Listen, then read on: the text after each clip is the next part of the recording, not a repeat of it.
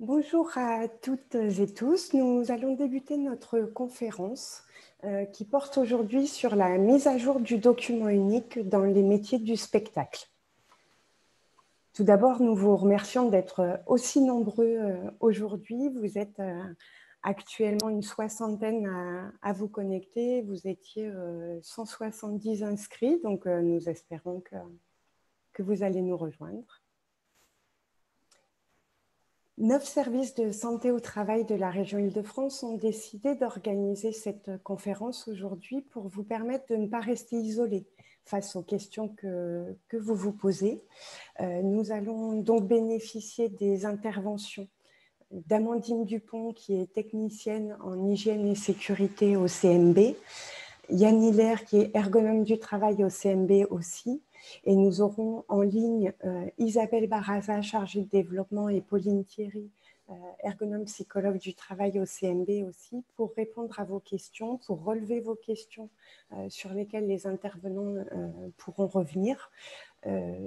Sachant que, comme vous le savez sûrement, le CMB est donc un service de santé au travail dédié plus spécifiquement au suivi de la santé au travail des intermittents, donc particulièrement compétent sur le secteur du spectacle. J'en profite pour me présenter, Céline Roux, déléguée générale de santé au travail, Fédération Île-de-France. Je viens d'évoquer la question de vos questions en ligne, de vos questionnements.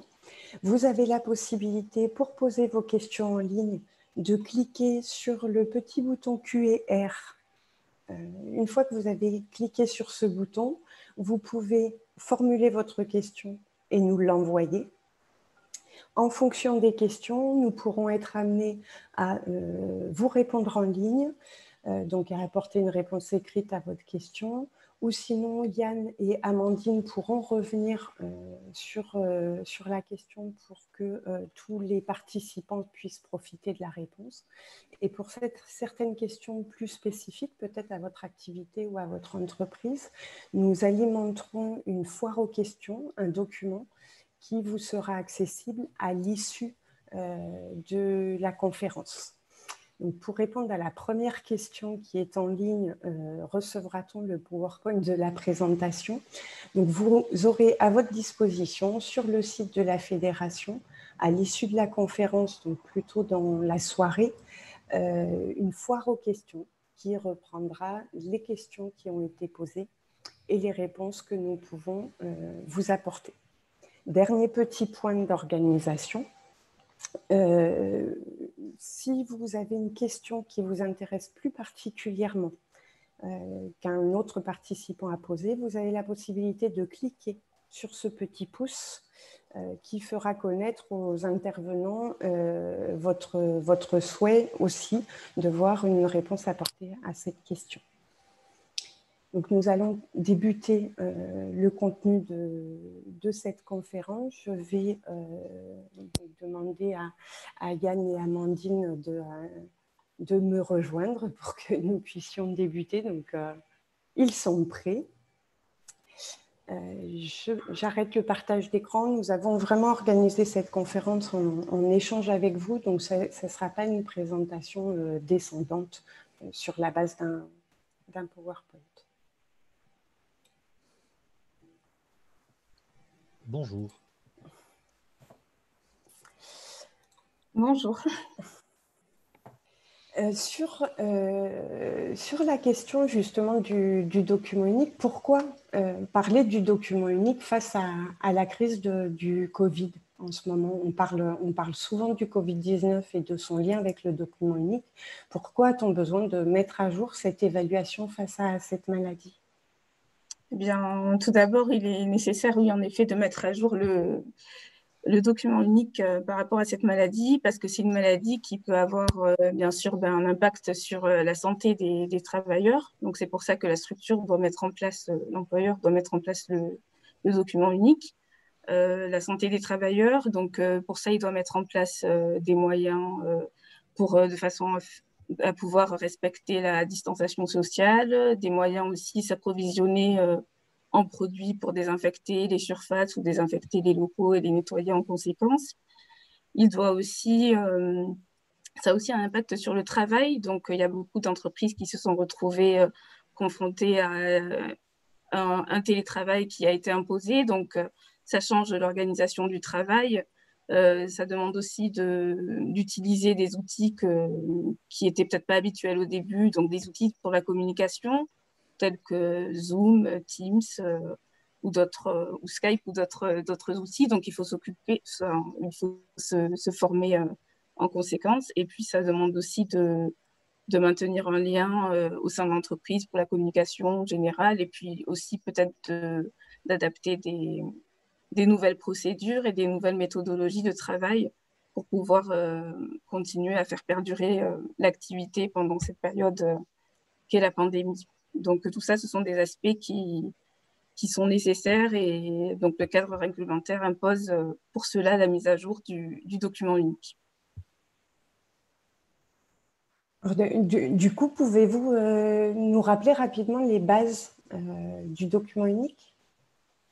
Oui, bien sûr. Donc le document unique, le document unique, c'est le document unique, c'est obligatoire depuis 2001 en fait. Donc l'employeur a l'obligation de transcrire l'évaluation des risques professionnels. Donc l'évaluation des risques professionnels, les entreprises devaient faire depuis 1991, mais depuis 2001, il y a le décret 16 du 5 novembre 2001 qui impose aux employeurs en plus de transcrire, de formaliser donc à l'écrit l'évaluation de leurs risques professionnels pour garantir le bien-être de leurs salariés, le bien-être physique et mental, moral de leurs salariés en fait. Voilà. Et est-ce qu'il y a une manière de le rédiger ou un format très précis? Je vais reprendre la main, Amandine. Oui. La loi oblige l'entreprise, comme l'a dit Amandine, à réaliser un document unique. Par contre, le législateur n'a pas prévu de forme. C'est-à-dire que libre à chaque employeur de réaliser son document unique sous la forme qu'il veut. Ça peut être, alors traditionnellement, on a souvent longtemps utilisé les fichiers Excel sous la forme de tableau, un document Word, mais même un document écrit à la main pourrait être satisfaisant. L'essentiel, il est que l'évaluation des risques doit être reportée sur un document et consultable par les salariés, par les représentants du personnel, mais aussi transmissible à l'inspection du travail ou au service par exemple, de la CRAMIF en Ile-de-France ou des CARSAT en région. Il y a plusieurs solutions, que ce soit des solutions commerciales ou le CMB a essayé de mettre une application en place qui s'appelle Odali et qui aide l'entreprise à rédiger son document unique. Alors, on y reviendra un petit peu plus tard, mais en tout cas, ce qu'il faut retenir, c'est que le document unique doit exister et que chacun a la liberté de le rédiger comme il le souhaite.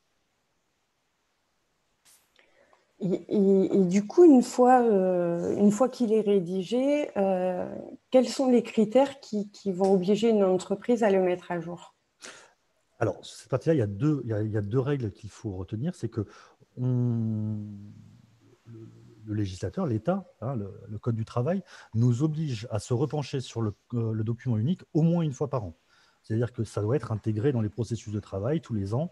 On doit revoir un petit peu ce qu'on avait évalué l'an dernier, comment est-ce qu'on avait imaginé le plan d'action et ce qu'on souhaitait maintenant mettre en œuvre. Parce qu'on sait bien que tout le monde n'a pas de préventeur à l'intérieur de l'entreprise, c'est souvent porté, et donc au moins une fois par an, on se repenche sur ce qu'on avait prévu l'année d'avant. Et la seconde condition, c'est que dès qu'un événement modifie les conditions de travail, on doit réévaluer. Là, on est en plein dedans. Covid-19, on s'est tous retrouvés en télétravail, arrêt des spectacles, fermeture des salles et ainsi de suite. On se rend bien compte que ça modifie de manière importante les conditions de travail des salariés et donc ça change la situation de travail et nous devons réévaluer les risques au regard de cette nouvelle situation. Mais ça pourrait être le cas, par exemple, pour un déménagement, quand on change de lieu, quand on quand on change de logiciel et ainsi de suite, on change les conditions de travail et donc on réévalue les risques professionnels inhérents à cette nouvelle situation. Et Amandine et toi, Yann, vous avez parlé de risques professionnels, vous avez parlé d'exposition, vous avez parlé de situation, d'évolution des conditions de travail. Concrètement, est-ce que vous pouvez nous expliquer en quelques mots quelle est la méthodologie pour élaborer le document unique? Alors, la méthodologie pour élaborer le document unique, c'est une méthodologie en plusieurs étapes. Donc, la première étape, ça consiste c'est d'abord basé sur les 9 principes généraux de prévention, hein, tout ce qui est prévention des risques professionnels. Donc, les 9 principes généraux de prévention, ils permettent d'éliminer les risques, de les réduire, de réduire l'exposition aux risques, et puis de les isoler pour maîtriser ces risques, et aussi de pouvoir respecter des consignes pour travailler en fait en sécurité et préserver la santé des travailleurs. Donc, ces 9 principes généraux de prévention. Le premier, c'est de supprimer les risques qui peuvent être évités. Ensuite, on évalue les risques qui ne peuvent pas être supprimés, en fait, les risques restants. Puis, le principe de combattre les risques à la source, par exemple, dès la conception des locaux ou dès le début, en fait, avant de commencer quelque chose, on réfléchit en amont et on essaie de réduire les risques le plus possible, donc on combat les risques à la source. Ensuite, le quatrième, c'est celui d'adapter le travail à l'homme. Hein. Maintenant, il y a plein de choses qui permettent d'adapter le travail à l'homme de façon à ce que ce soit plus confortable pour l'individu de travailler dans de meilleures conditions. Aussi bien pour les équipements de travail, les méthodes de travail. Et puis, quand il y a des travaux qui sont, par exemple, avec une pénibilité forte, beaucoup de répétitivité, des rythmes cadencés, il y a des choses maintenant. Le principe suivant, c'est l'état d'évolution de la technique. Donc, justement, si on peut automatiser une action plutôt que de la faire manuellement, et donc réduire la fatigue, préserver la santé du salarié ou du travailleur, on tient compte de l'état d'évolution de la technique justement pour maîtriser les risques. Ensuite, on remplace ce qui est dangereux par ce qui n'est pas dangereux ou ce qui est le moins dangereux possible. Donc, si ce sont des produits chimiques, on va préférer utiliser des produits les moins dangereux possibles par rapport à des produits qui sont fortement agressifs. Et puis, on planifie la prévention. Donc, par exemple, dans le document unique, vu que c'est le thème du jour, on a une partie où on repère les risques, on a un inventaire, et on a une partie où on planifie des mesures de prévention. Donc, on planifie la prévention sur différents points. Ça peut être technique, organisationnel, humain. On planifie la prévention. Et puis ensuite, le 8e, c'est qu'on prend des mesures de protection collective. On leur donne la priorité sur les mesures de protection individuelle. Parce que là, c'est dans le contexte qu'on vit actuellement. Hein, tout le monde sait qu'il est important d'abord de respecter la distanciation physique avant tout. Et après, on porte les masques dans les situations où on n'a pas le choix. Mais si déjà tout le monde fait l'effort de respecter la distanciation physique, ça réduit quand même l'exposition. Donc, et puis en plus, en termes de confort, hein, par exemple, dans un atelier chimique, si on installe des hottes aspirantes plutôt que de demander à chaque personne de porter un masque, c'est quand même plus confortable et plus efficace parce que s'il y a une personne qui rentre dans l'atelier, au moins elle est protégée. Son exposition au risque est diminuée. Et puis enfin, le 9e, c'est de donner les instructions appropriées aux travailleurs, hein, parce que c'est logique, dès qu'il y a un employé un travailleur qui arrive dans une structure, il faut dès le début le former en conséquence et lui donner les moyens de pouvoir travailler dans de bonnes conditions. Quel que soit son contrat intérimaire ou pas, on fait tout bien dès le début et on prend le temps dès le début de le faire. En fait, il n'y a pas d'urgence en ce qui concerne le respect des règles. Donc, la première étape pour l'évaluation, ça va être de récolter, en fait, d'identifier la préparation et l'identification de la méthode. Donc, on va récolter des informations qui sont existantes. Ça peut être les statistiques des accidents du travail, des maladies professionnelles, les fiches de poste, regarder s'il y a eu des rapports de métrologie, bruit, lumière, regarder qu'est-ce qui peut nous donner en fait des indices, la fiche d'entreprise par exemple, tout ce qui peut nous donner des indices sur les risques. Est-ce qu'il y en a eu par le passé? Est-ce qu'ils sont récents? À quelle époque ils ont eu lieu? Dans quel contexte? Quelle équipe? S'il y a eu des accidents du travail, comment ça s'est produit? Est-ce qu'ils ont disparu depuis? Et si oui, pourquoi? Est-ce qu'ils ont été maîtrisés? Si oui, pourquoi? Est-ce que c'était parce que le précédent local, il était dangereux, il y avait des marches et depuis qu'on a déménagé, il n'y a plus de chute dans les escaliers, par exemple? Ce sont des choses qu'il faut regarder, en fait, et qui permettent de poser un cadre déjà dans la prévention. Et on se rend compte qu'il y a beaucoup de choses qui existent déjà et peut-être qui ont été faites et qui ont été efficaces.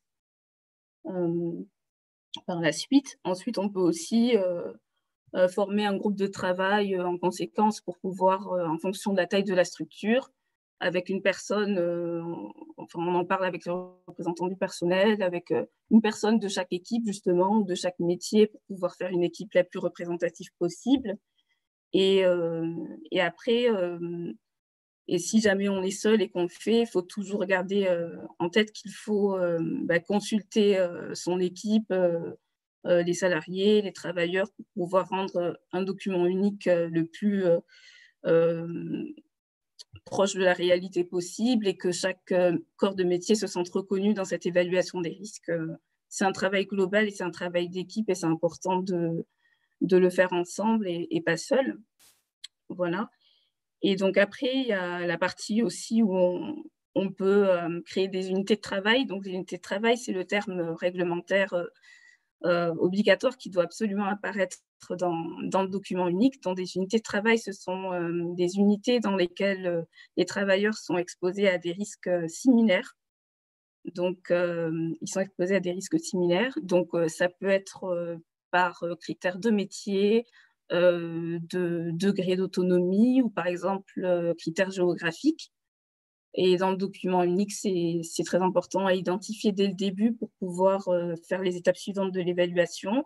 Et dans le même document unique, il peut y avoir à la fois des unités géographiques, sur la base géographique, sur la base de métier, sur la base de degré d'autonomie, les gens qui sont un peu plus détachés, les commerciaux, les gens qui se déplacent beaucoup, par exemple. Et il peut y avoir tout ça dans le même document unique. Donc, c'est la première étape. Et puis, la deuxième étape, ça va être une fois qu'on a fait tout ça, on a récolté les informations, on a fait un groupe de travail où on a décidé de le faire seul, mais voilà, soit on a décidé de le faire seul, mais on consulte quand même voilà, les travailleurs, soit on décide de le faire en groupe et on a identifié les unités de travail. On va passer à l'évaluation dans la deuxième étape. Donc, l'évaluation, ça va être d'identifier, en fait, quand on a fait les unités de travail, on a identifié qui pouvaient être blessés ou qui pouvaient subir des préjudices par rapport au risque et comment.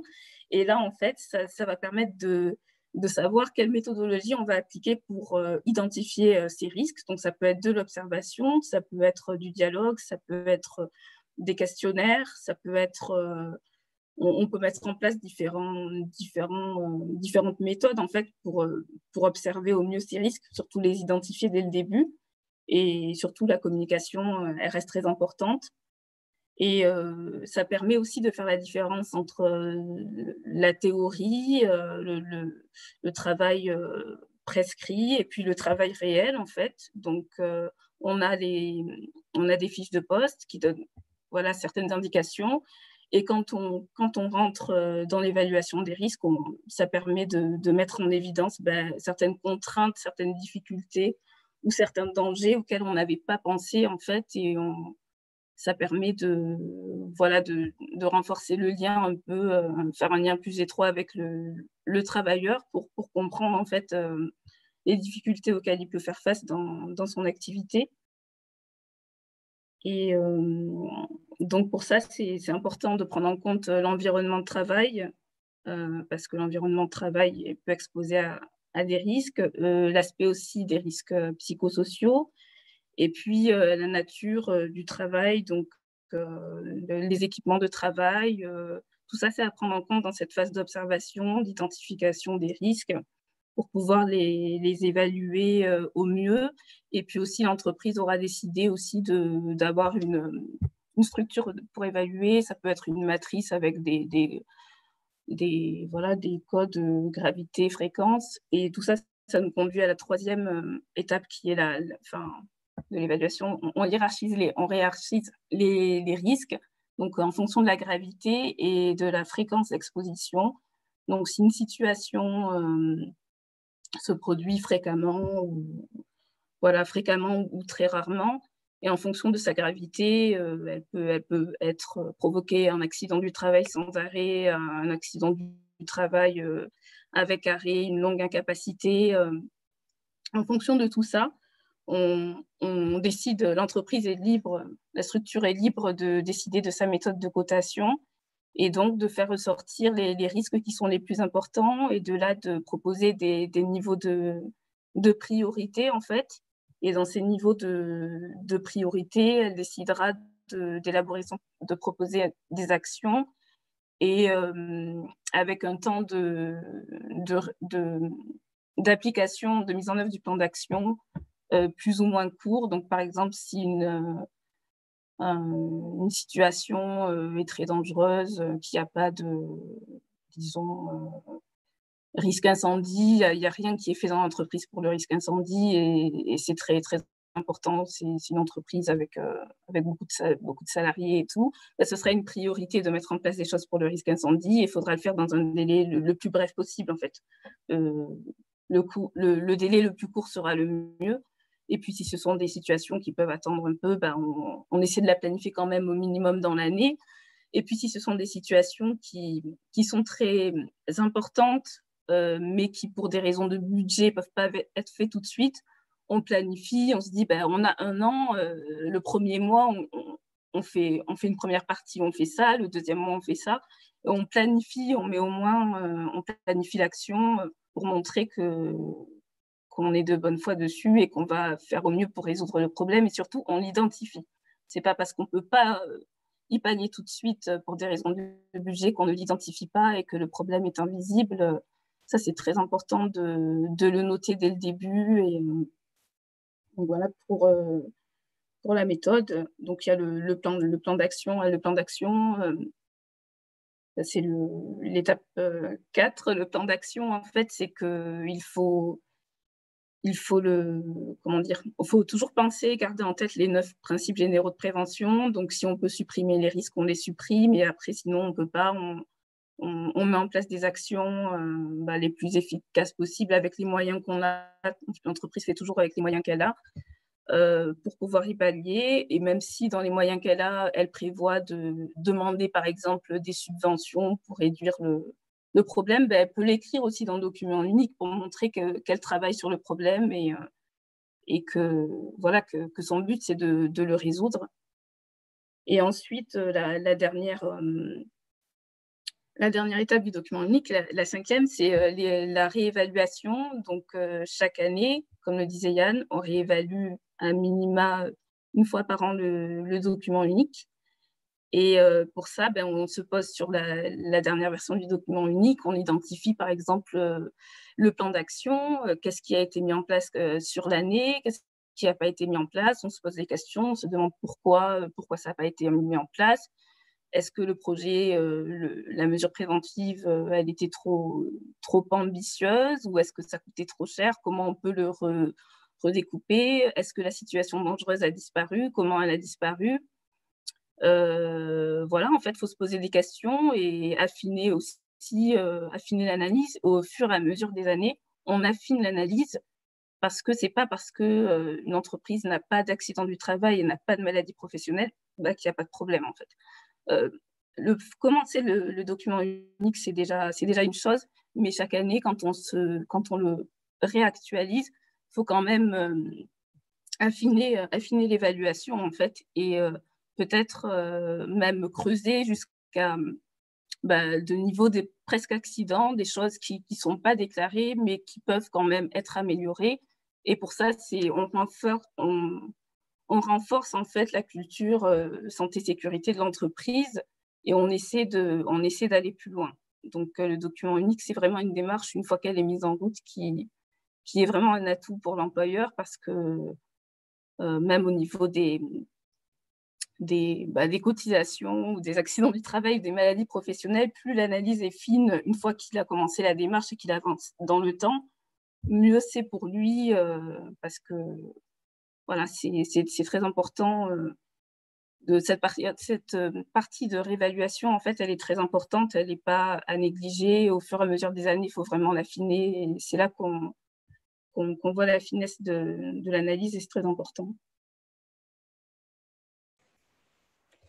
Merci Amandine. Donc il y a bien effectivement, du coup, il y a les 4 étapes pour arriver à un premier jet quelque part de document unique avec son plan d'action associé, plus l'étape de réévaluation, que ça soit tous les ans ou à chaque fois que la situation le nécessite. Et là, on est bien dans une situation avec la Covid d'une nécessité de réévaluation et de mise à jour. Du coup, pourquoi est-ce que le Covid-19 nous oblige à effectuer cette mise à jour du document unique? Tu as raison, Céline, et puis ça me fait toujours rigolo d'entendre la Covid. Il faut que je m'y fasse, j'ai encore du mal, c'est pas grave. Je dis une fois une fois là, comme ça, écoute, voilà. Moi aussi, mais la Covid me fait mal aux oreilles encore. Alors, pourquoi est-ce qu'on... Alors déjà, en tout premier lieu, il faut bien se rendre compte que le Covid-19, personne ne l'avait prévu, mis à part quelques entreprises très particulières qui avaient pu anticiper un problème lié à un agent pathogène, un agent biologique de cet ordre-là et qui amène quand même plus de 25 000 décès aujourd'hui en France. Hein. C'est pas la petite grippette qu'on a voulu à un moment donné nous faire croire, c'est un vrai problème important. Et donc, ça a amené une transformation du travail, des conditions de réalisation du travail, mais aussi des conditions de travail des salariés. Alors, je veux juste préciser quelque chose en introduction sur cette partie-là et une mise en garde à tous nos participants sur un point de vue très, très légal sur la nature même du risque.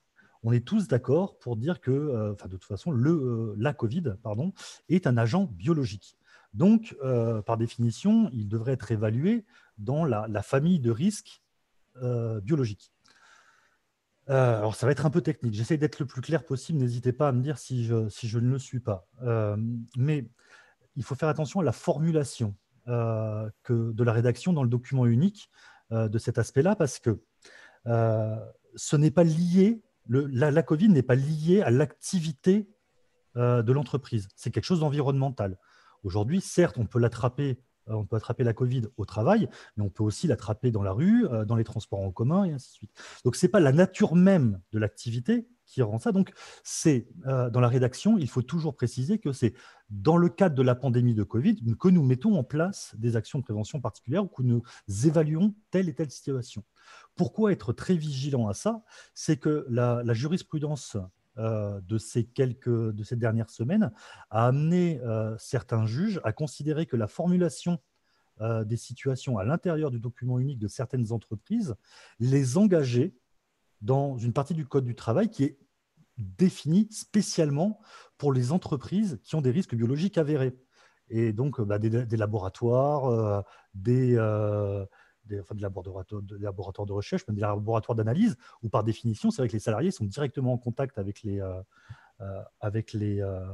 des patients qui potentiellement sont porteurs du virus, ce qui n'est pas le cas de l'immense majorité des sociétés. Et en tout cas, pour nous, ce qui nous concerne aujourd'hui, les sociétés de spectacle, les structures de spectacle, on est bien d'accord que ce n'est pas lié directement à l'activité, mais que de fait de l'activité, on peut avoir ce flux de personnes qui potentiellement nous amènent le Covid en nos murs. Et donc, dans le cadre de la pandémie, l'employeur doit mener des actions pour protéger ses salariés.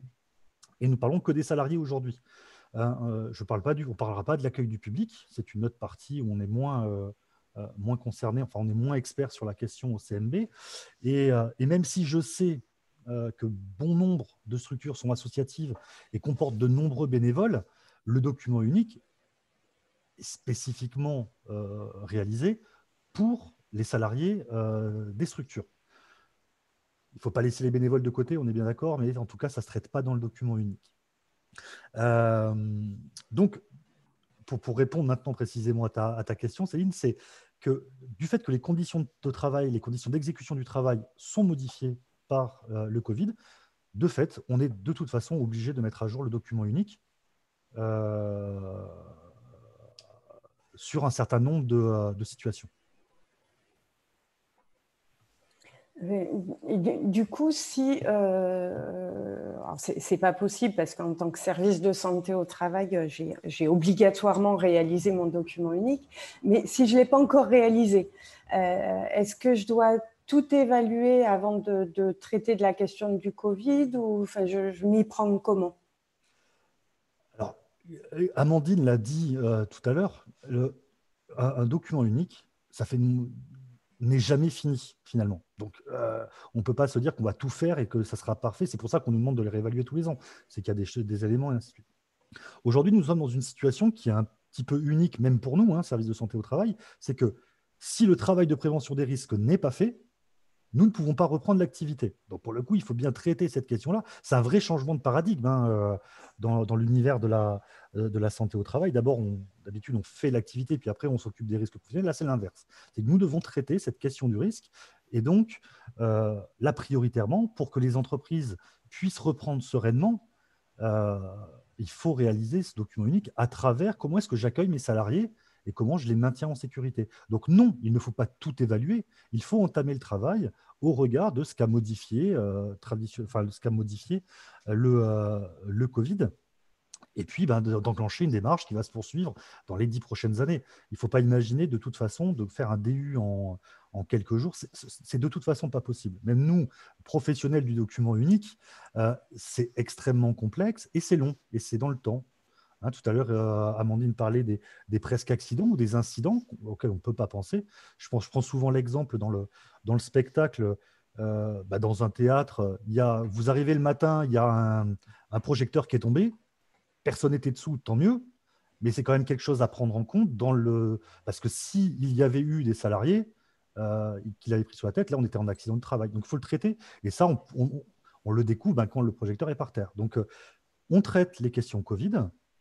Et ensuite, on reprendra, une fois que l'activité a repris, on reprend le processus d'évaluation des risques dans le cadre du document unique. Du coup, le processus tel qu'il a été évoqué par Amandine tout à l'heure, dans l'identification des situations, quels sont les documents qui vont pouvoir nous aider à identifier ces situations spécifiquement en lien avec le Covid et du coup que je dois traiter dans mon document unique?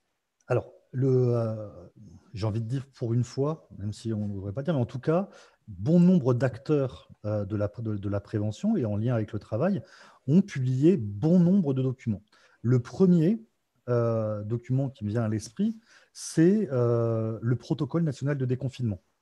C'est un document qui a été élaboré par la Direction générale du travail, par le ministère du Travail, et qui est applicable à toutes les entreprises de France et qui reprend tout un tas d'éléments que chaque entreprise rencontre. Alors, ça peut être la question, la gestion des flux de personnes à l'intérieur en donnant des préconisations.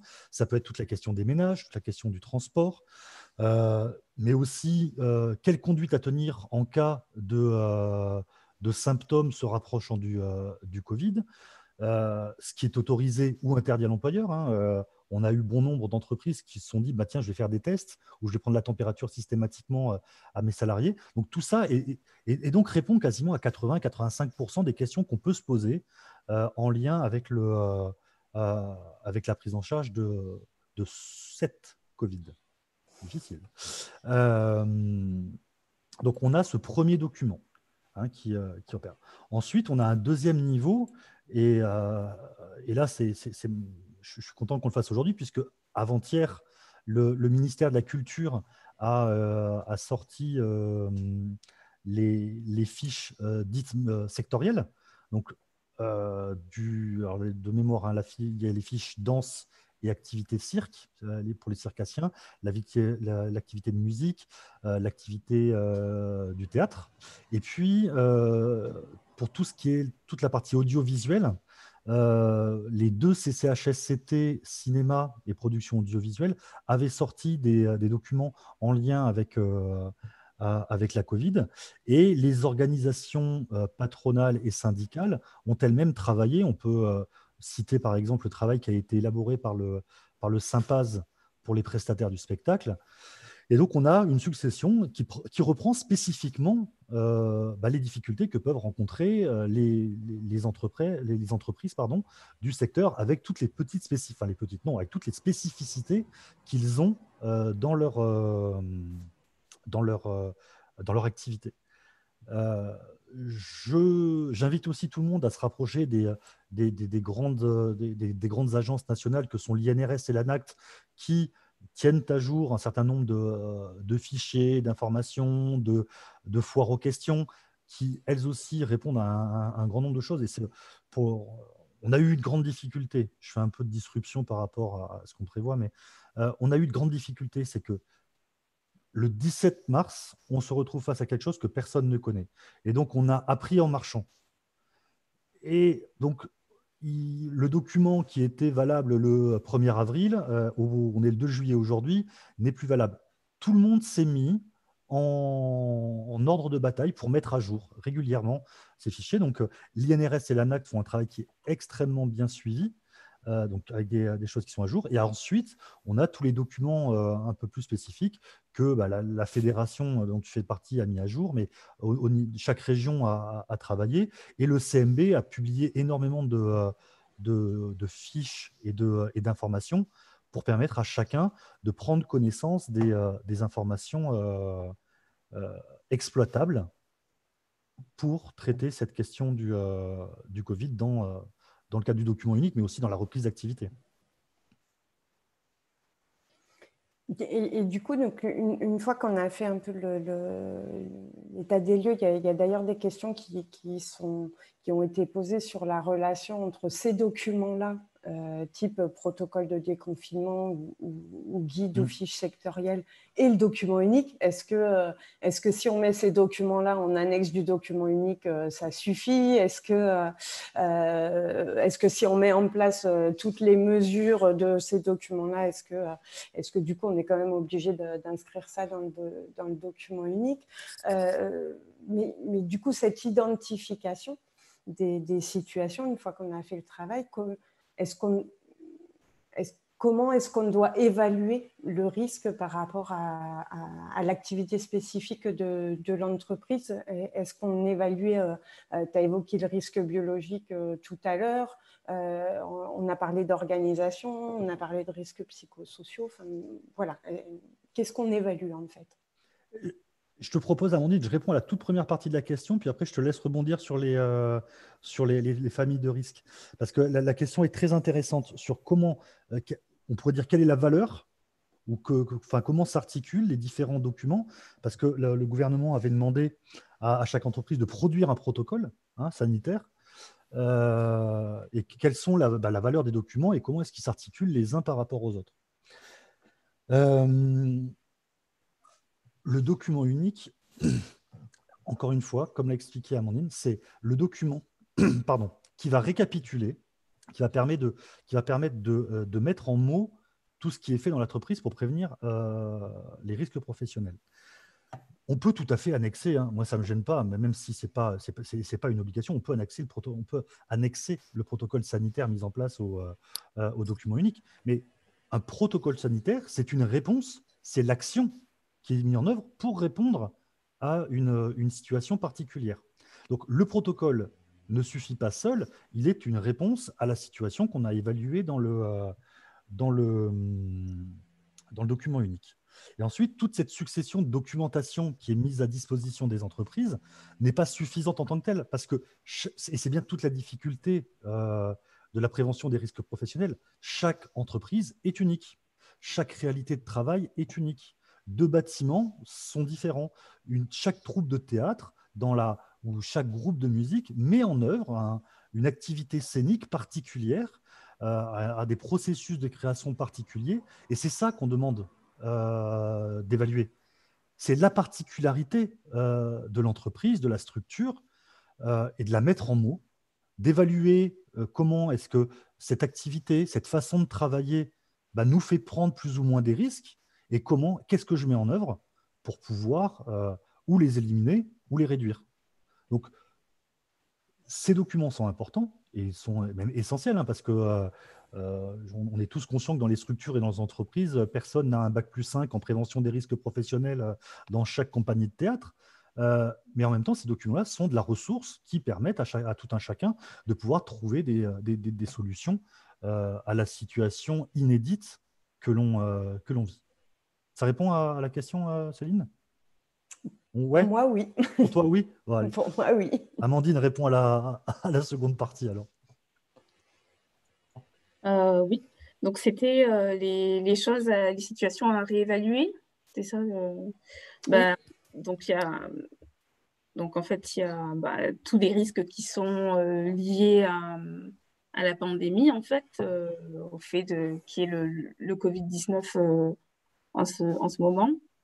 Il y a aussi les situations à évaluer, les nouvelles situations ou les situations d'avant, par exemple le télétravail. Donc, il y a des structures qui avaient du télétravail en temps normal. Il y a des structures qui ont découvert le télétravail par rapport à la situation actuelle. Donc, tout ça, ça nécessite une évaluation. Par exemple, pour le télétravail, faut penser, faut que l'employeur se pose la question, identifie les risques au niveau de l'installation au poste de son salarié. Hein. Il y a une partie liée quand même à l'ergonomie, il y a une partie aussi liée aux risques psychosociaux, parce que le travail se fait différemment. Il y a la charge de travail, il y a la communication au sein de l'entreprise, les liens avec les managers, le fait de se retrouver à d'être confronté à une activité qui est transformée, voire totalement nouvelle aussi,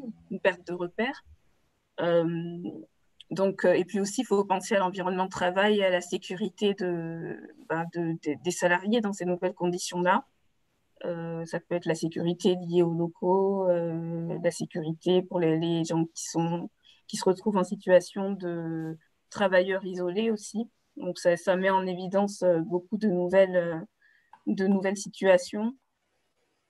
Il y a aussi les aspects plus classiques, la manutention, le port de charge, l'organisation et tous les autres aspects plus classiques de l'évaluation des risques, et puis avec des mesures ben, renforcées pour l'hygiène aussi, pour l'hygiène, et voilà, mettre en place toute une organisation avec des cloisons, avec du marquage, avec des approvisionnements en EPI, des approvisionnements en produits chimiques, des nouvelles façons de faire en fait. Donc tout ça c'est à évaluer et voilà, et à réévaluer dans certains cas pour le document unique, et à hiérarchiser, et puis on applique la méthode en fait. Du coup, quand même, tout ça, entre la méthode du document unique, entre les mises à jour, entre les spécificités là, dans la période par rapport au Covid, ça peut quand même sembler relativement compliqué. Et du coup, en tant que service de santé au travail, les services de santé au travail sont là pour accompagner et conseiller les structures dans l'évaluation des risques et dans la mise à jour de ce document unique. Du coup, qu'est-ce qu'ils font plus particulièrement là dans la période, de manière générale, et puis peut-être pour vous de CMB, parce que comme je le rappelle, là par rapport aux participants, il y a la spécificité de structures qui peuvent être adhérentes à 2 services de santé, un service pour leurs permanents et le CMB pour les intermittents. Donc, quelque part, ces structures peuvent aller chercher de l'aide au niveau de leurs 2 services de santé au travail, ou d'un seul dans certains cas. Du coup, voilà, quel type d'accompagnement sont mis en place par les services en ce moment? les services de santé au travail proposent toujours le document unique, donc une aide à l'élaboration du document unique ou en fonction de la situation d'entreprise, une aide à la mise à jour du document unique. Il y a aussi, nouvellement, on a mis en place, pendant le contexte de la pandémie, une aide des entreprises à la mise à jour du plan de continuité d'activité ou du plan de reprise d'activité. Voilà, pour aider les entreprises à savoir comment analyser les différents impacts que peut avoir la pandémie en ce moment. Et il y a des aides aussi qui ont été très actives dans les services de santé au travail. C'est tout ce qui est prévention de la désinsertion professionnelle qui continue aussi. L'aide aussi par rapport aux risques psychosociaux. Hein. Donc, les services de santé au travail ont mis en place des cellules pour pouvoir aider au mieux les structures. Il y a aussi des préventeurs qui conseillent aussi pour l'ergonomie, hein, des ergonomes qui aident les entreprises pour l'ergonomie. Et puis, il y a aussi, voilà, donc c'est ce qui est proposé pour les entreprises. Et puis, on a aussi, pour le document unique, juste pour revenir sur le document unique, l'évaluation des risques professionnels avec le logiciel Odali aussi, qui, pour le spectacle, le secteur du spectacle. C'est vrai qu'effectivement, le secteur du spectacle c'est une des spécificités parmi d'autres, mais a la spécificité d'avoir un service de santé au travail qui est au niveau national, enfin le CMB qui du coup a la capacité de développer des outils spécifiques au secteur et adaptés à l'activité. Donc, l'ensemble des services de santé mettent en général à disposition, oui, des accompagnements aux documents uniques et des outils qui vont avec. Mais du coup, au niveau du CMB, il y a effectivement cet outil Odali. Et est-ce que Odali permet de faire la mise à jour par rapport au Covid? Oui. Oui, bien sûr, bien entendu. Hein. Moi, j'invite vraiment tous les participants à aller sur Odali. Alors, je suis un peu déstabilisé parce que je regarde en même temps les questions qui passent, donc je vais essayer d'y répondre en même temps. Odali, de toute façon, on a fait donc Odali, qui est une application qui aide les entreprises du spectacle à rédiger le document unique, qui est composé d'une première partie qui est l'expérience un peu de tous les préventeurs du CMB, où on vous propose à peu près 500 situations qui sont repérées régulièrement dans les entreprises du spectacle, hein, quand on fait nos interventions. Et on a mis à jour, là il y a une quinzaine de jours, des situations qui sont propres à la situation liée au Covid. Donc, qu'est-ce qui a été mis à jour? Donc, on en a parlé, hein, forcément. Comment est-ce qu'on traite cet agent biologique de manière spécifique, mais aussi tout ce qu'a pu évoquer tout à l'heure Amandine, hein, sur les autres thématiques. C'est que le télétravail, on s'est tous retrouvés, encore une fois, hein, 18 millions de salariés en télétravail du jour au lendemain. Pour une entreprise, ça change énormément de choses. Et donc, ça modifie encore les conditions de travail. Donc, on a rajouté une partie télétravail. On n'a pas créé un risque Covid, parce que j'ai vu passer la question, est-ce qu'on crée un risque spécifique pandémie Covid? Non. La Covid, pardon, est un agent biologique qui vient impacter, certes, toute la prise en charge de ce risque spécifique, mais a des conséquences sur l'organisation du travail. On parle du télétravail. Pourquoi est-ce qu'on doit l'évaluer, la question du télétravail? C'est qu'au lieu d'être systématiquement en collectif, on se retrouve isolé tout seul à la maison avec des co-détenus qui ce que sont nos enfants, à qui il faut suivre, faire l'école. Et ça a un impact majeur sur le travail. Donc, on doit évaluer cette partie-là. Tout à l'heure, Amandine évoquait la question de la manutention. On a des situations aujourd'hui qui étaient plutôt bien gérées, hein, dans les entreprises. Quand il y a quelque chose de lourd ou d'encombrant, on le portait à deux. Ah bah oui, mais si on ne respecte plus la distanciation physique nécessaire à ça, il va falloir le traiter différemment. C'est là où, dans des situations de travail, alors dans Dali, on n'a pas pu reprendre toutes les situations de travail de tous les lieux avec toutes les spécificités, mais c'est un peu l'esprit avec lequel il faut travailler. Et Dali permet de spécifier ces situations très particulières. Là, si on a des situations de travail qui nous font rompre la distanciation physique, il faut trouver des parades, donc, ou le port du masque, ou l'utilisation d'un autre matériel de manutention, et ainsi de suite. Et c'est un peu l'esprit qu'il faut le faire. Et en tous les cas, la Covid et toute l'évaluation qui en découle fait partie du document unique. On n'est pas en train de créer un autre document unique, parce que la question est revenue plusieurs fois dans les échanges. On ne crée pas un nouveau document unique spécial Covid, non, c'est le document unique vivant de la structure qui est mis à jour dans ce cadre-là. Ce n'est pas une annexe particulière, non, c'est parce que de toute façon, c'est une discussion qu'on avait avec certaines structures. Ce qu'on met en place aujourd'hui pour le Covid, pour protéger nos salariés, on sera tout à fait capable de le mettre en place l'année prochaine lors d'une épidémie de grippe ou d'une épidémie d'une autre maladie pour protéger nos salariés, ne serait-ce que pour que les gens ne tombent pas malades et ne soient pas en arrêt pendant une semaine, parce que c'est aussi Alors certes, on n'est pas tous confinés, mais par contre, c'est une perte réelle pour l'entreprise si on a une épidémie. Donc, on apprend, encore une fois, on apprend en marchant. Donc, on met à jour le document unique de la structure.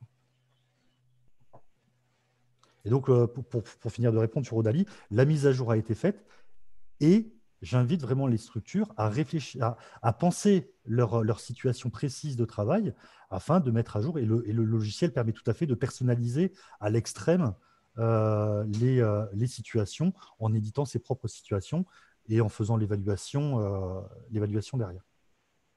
Et du coup, ça veut dire que pour, par exemple, une entreprise qui ferait son document unique ou sa mise à jour avec Odali, elle pourrait se faire accompagner par le CMB et son service de santé pour ses permanents pour bien spécifier les situations auxquelles elle est exposée. C'est l'accompagnement qu'on fait. Alors après, ne nous trompons pas, hein. On ne va pas rédiger on n'a pas les moyens de rédiger l'intégralité des documents uniques de toutes les structures. Par contre, on accompagne, et c'est ce qu'on fait depuis le 1er avril. C'est qu'on accompagne structure par structure en prenant spécifiquement un risque ou des situations de travail pour remettre de la méthode dans l'évaluation et les accompagner dans la rédaction de leurs documents uniques, que ce soit sur le support Odali ou que ce soit sur leur propre support qui était déjà mis en œuvre dans la structure. On continue et on continuera bien sûr à réaliser ces accompagnements-là. Merci beaucoup pour toutes ces informations. J'espère qu'on aura répondu aux questions des participants. Il y a peut-être même des questions sur lesquelles on va pouvoir revenir en fonction de ce que nos collègues nous disent. Donc, avant de revenir éventuellement sur des questions, est-ce que vous avez des informations ou des commentaires, Amandine ou Yann, des commentaires supplémentaires à communiquer à tous ceux qui nous écoutent?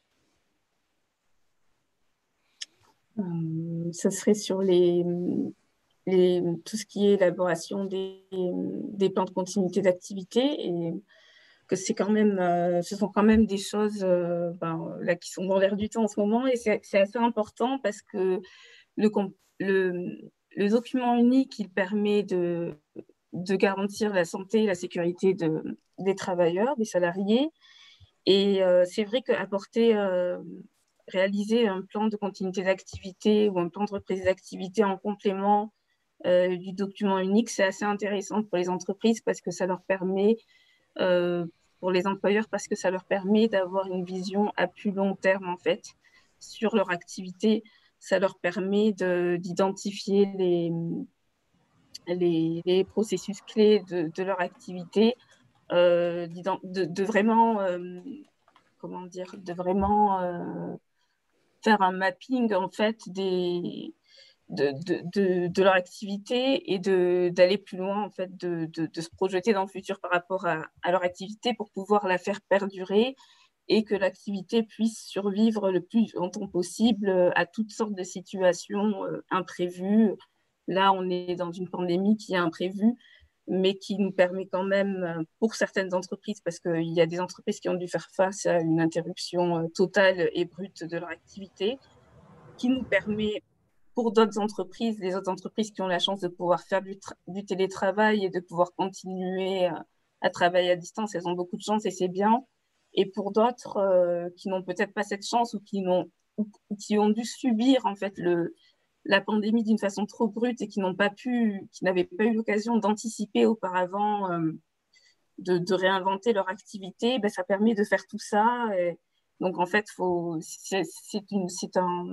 le plan de continuité d'activité, c'est très important de voilà, constituer une équipe avec par exemple les affaires financières, les RH, l'aspect juridique, l'aspect informatique qui est très important, identifier voilà, quelles activités peuvent continuer de façon à que les entreprises puissent continuer quels clients sont importants, de façon à pouvoir continuer à respecter aussi les délais ou savoir dans quelle mesure on peut modifier les délais, dans quelle mesure on peut modifier les contrats et être réactif pour pouvoir satisfaire les clients, modifier les dates des représentations quand il y a des représentations, voir avec les équipes comment on peut faire. Et en fait, ça permet vraiment de faire un grand brainstorming sur tout ça et d'anticiper certaines crises. Voilà, là, c'est la pandémie. Parfois, ça peut être des crises d'occasion naturelle, des catastrophes naturelles. Voilà, on peut ne pas pouvoir se retrouver dans les locaux. Il y a plein d'événements différents. Et l'aspect informatique est très important parce que là, on n'utilise vraiment que les télécommunications et il faut vraiment que le système soit sûr et fiable. Donc, faut se poser sur pas mal de questions et aussi les personnes clés qui détiennent tous les savoirs, comment faire, comment anticiper, comment transmettre les savoirs. C'est très important en fait de savoir, voilà, en période de pandémie, on peut se poser la question comment je fais si telle personne qui a les savoirs clés n'est pas là. Oui. C'est le moment de se poser la question en fait sur des tas de choses. Donc, le plan de continuité et de reprise d'activité, c'est quand même, on vous conseille quand même fortement de le faire en fait. Si je peux juste rajouter et continuer à aller dans ton sens, c'est que j'ai vu passer une question. Aujourd'hui, on est en protocole allégé, on ne sait pas s'il y aura une seconde vague ou pas. Au-delà du document unique qui permet de reprendre l'activité, de lisser quelque chose sur l'entreprise, on invite largement toutes les entreprises à faire le bilan de ce qui s'est passé ces 3 derniers mois, parce qu'il y a eu des choses, il y a eu des transformations qui ont été réalisées qui sont extrêmement positives. D'autres choses qui ont été un peu plus compliquées. De faire ce bilan va leur permettre de préparer aussi potentiellement une seconde vague, auquel on espère tous qu'elle n'existera pas, hein, mais si ça devait arriver, qu'on ne soit pas aussi pris de court qu'on l'a été le 17 mars dernier. On accompagne, enfin, on a beaucoup réfléchi quand on travaillait avec les branches et avec des activités où le contact physique était aujourd'hui la règle dans la réalisation scénique. Je pense aux circassiens, je pense aux danseurs. Et c'est comment est-ce qu'on peut quand même malgré tout maintenir une forme d'activité artistique alors même que l'on n'a plus le droit de se toucher. Ça, ce sont de vraies questions. Alors moi, j'ai moins travaillé sur la question audiovisuelle, mais s'embrasser à l'écran pendant 3 mois, ce n'était plus possible. Donc, est-ce qu'on revoit systématiquement tous les scénarios ou est-ce qu'on fait de l'écran vert en support en faisant un montage de bisous Et ce sont ces questions-là auxquelles on doit réussir à répondre pour pouvoir se préparer aussi à une nouvelle situation qui potentiellement peut arriver. En tout cas, aujourd'hui, on n'a pas aucune certitude sur cette question-là. Merci beaucoup. Je ne sais pas s'il y a d'autres questions auxquelles on doit répondre en ligne ou pas, Isabelle? Oui, il y a 3 questions. La première, je vous la lis. En quoi la révision du DU est plus significative qu'un protocole de reprise d'activité conforme aux dispositions des ministères de tutelle? Tu peux juste me la répéter, s'il te plaît, que je l'entende bien et qu'elle pénètre bien mon cerveau, s'il te plaît? En quoi la révision du DU est-elle plus significative qu'un protocole de reprise d'activité conforme aux dispositions des ministères de tutelle? Mais parce que c'est deux choses différentes. Là, en fait, vous pouvez avoir un protocole si il y a un incident dans votre entreprise, que vous passez devant le juge. Le juge ne va pas regarder votre protocole. Ce qu'il va regarder, c'est qu'est-ce que vous avez mis en place dans votre document unique. C'est ce document qui est un document juridique, vraiment légal dans l'entreprise, et qui doit démontrer votre connaissance de la situation réelle de votre activité. Si vous ne mettez pas à jour votre document unique, vous démontrez votre méconnaissance et de fait, vous risquez d'être soumis à la faute inexcusable de l'employeur et en tout cas, vous n'aurez pas, euh, de, comment dire, de rempli votre devoir de moyens renforcés. Pardon. Donc, c'est deux choses différentes. Ce n'est pas une question de significatif. Il y en a un qui est purement légal et l'autre, comme je l'ai dit tout à l'heure, c'est une action qui permet de répondre à des situations repérées dans le document unique.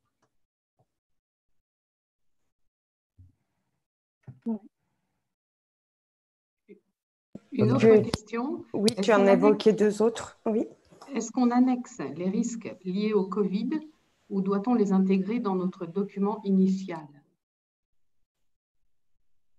Je pense qu'on y a répondu. Il n'y a pas d'annexe. Il n'y a pas d'annexe dans le document unique. Donc, forcément, l'évaluation, elle est dans le document unique et on l'intègre dans les familles de risques. Enfin, ça dépend de la forme encore qu'on a choisie, mais dans les familles de risques que l'on avait déjà repérées. Il n'y a pas une annexe Covid dans le document unique. Par définition, le document est unique et donc l'évaluation des risques se fait comme une liste à l'après-vert, organisée par famille de risques. En tout cas, nous, dans Odali, c'est comme ça qu'on l'a pensé. Il y a des grandes familles de risques et puis on met les situations les unes après les autres dans ces familles de risques-là.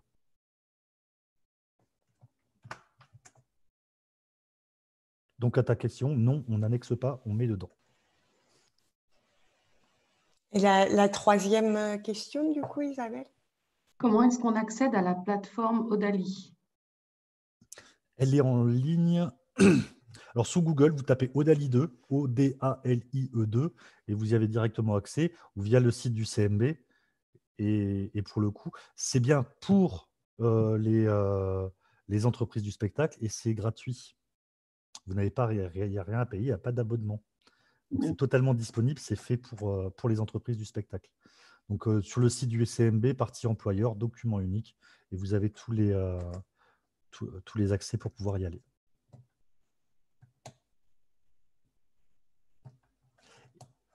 Et à la question, parce que j'ai vu passer une question, c'est est-ce qu'il y en a pour les autres métiers?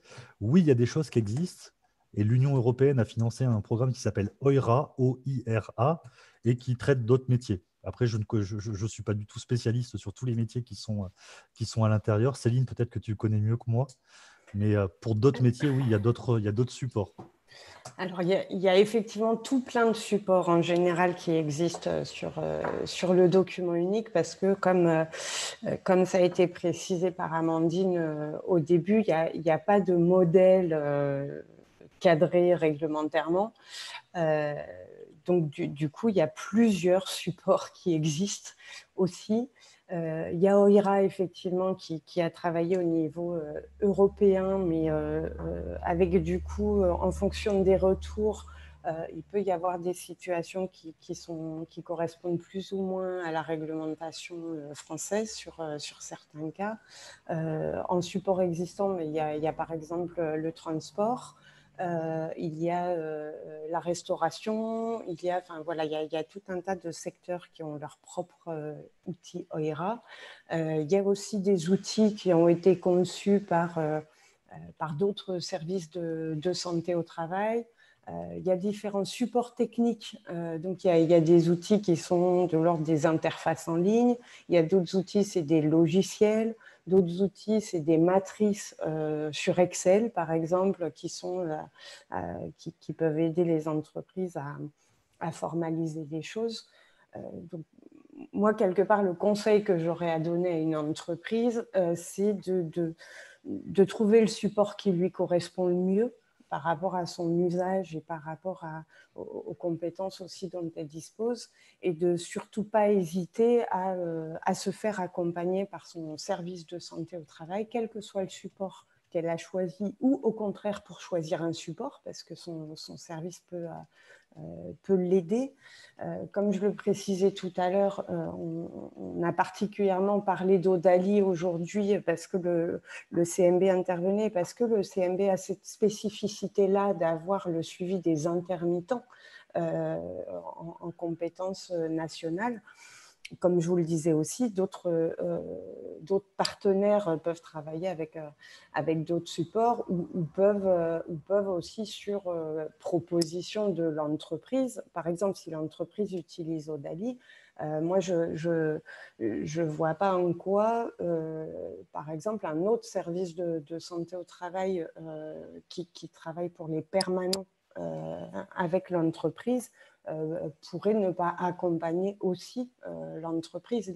Les situations qu'il y a dedans, les risques, quel que soit le support utilisé, ce sont des situations sur lesquelles les intervenants des services de santé au travail sont aguerris et la démarche telle qu'on l'a expliqué tout à l'heure, l'ensemble des services de santé au travail la connaissent et la maîtrisent et peuvent accompagner les entreprises. Enfin, quelque part, le seul conseil que j'aurais à donner à une entreprise, c'est n'hésitez pas à ne pas rester isolé sur cette question de l'évaluation.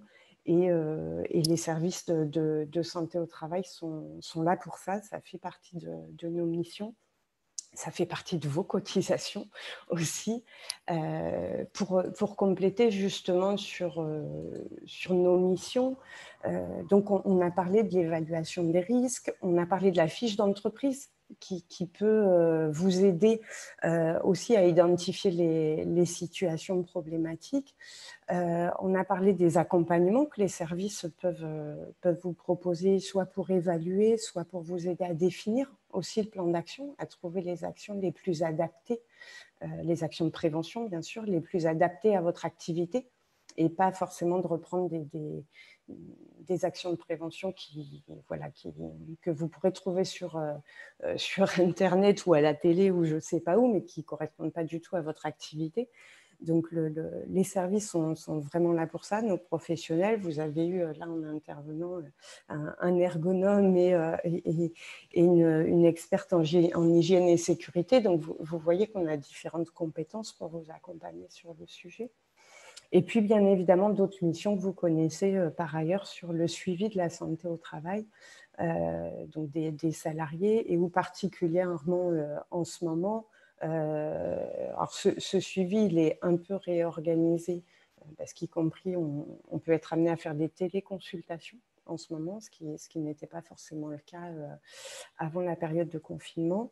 On peut être amené aussi à prescrire des arrêts de travail.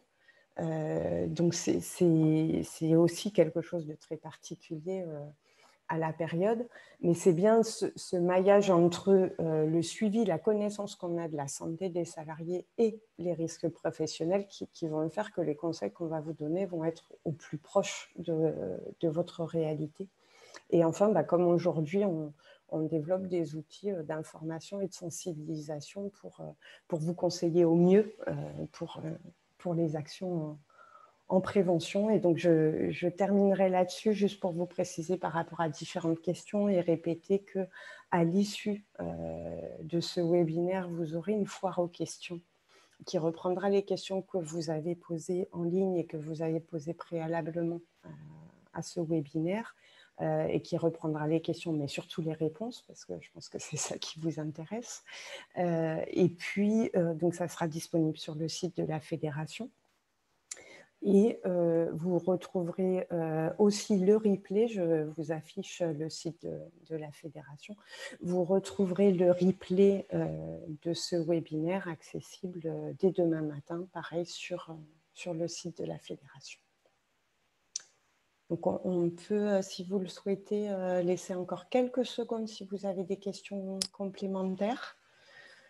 Et sinon, comme il est 17h10 et qu'on a débordé un tout petit peu, je vous proposerai de clore une fois qu'on aura répondu à vos questions.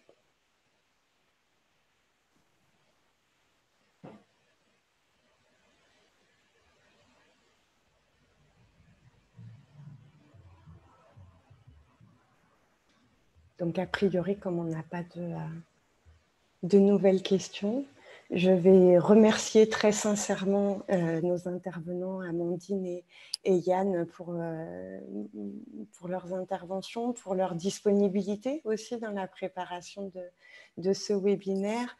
Et je remercie aussi Isabelle et Pauline qui ont répondu en ligne à vos questions et qui les ont notées pour les faire remonter aux intervenants. Un grand merci à tous. Vous avez été à peu près une centaine à nous suivre aujourd'hui. Merci beaucoup. Je vous souhaite une très bonne fin de journée à tous. Merci beaucoup. Merci. Merci beaucoup. Au revoir.